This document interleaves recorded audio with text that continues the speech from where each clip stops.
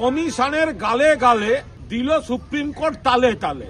Supreme court আজকে এই SIR পদ্ধতি নিয়ে যে তাদের যে নির্দেশনামা দিয়েছেন তাতে কিন্তু প্রমাণিত হচ্ছে যে মমতা বন্দ্যোপাধ্যায়ের নেতৃত্বে সর্বভারতীয় তৃণমূল কংগ্রেস যে দাবিগুলি ভোটারদের অধিকার রক্ষার স্বার্থে করছিল সেটাই কিন্তু মান্যতা পাচ্ছে। এই যে হিয়ারিং এ ডাকা হচ্ছে লজিক্যাল ডিসক্রিপেন্সির নামে যাকে তাকে ইচ্ছা ডেকে পাঠাচ্ছে, এখন পরিষ্কার যেটা আমাদের দাবি ছিল, নেত্রীর দাবি ছিল যে এই লজিক্যাল ডিসক্রিপেন্সির নামে ডেকে পাঠানো যাবে না, বা এদের পুরো নামটা প্রকাশ করতে হবে, তালিকা প্রকাশ করতে হবে। আজকে বিজেপি ওকে ডাকতে বলছে, কালকে ওকে ডাকতে বলছে, এই জিনিসগুলো চলবে না।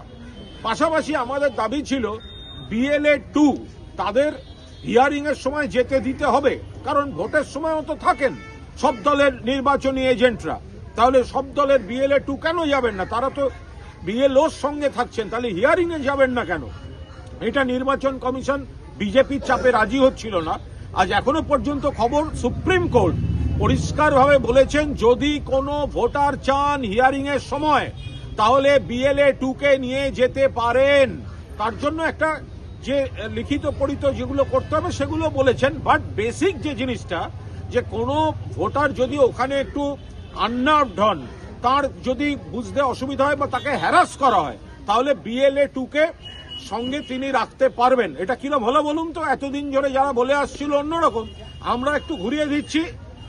কমিশনের গালে গালে দিল সুপ্রিম কোর্ট তালে তালে, এটার মানে হচ্ছে এটাই। বাকিটা আরো ডিটেল অর্ডার এলে আমরা বলবো।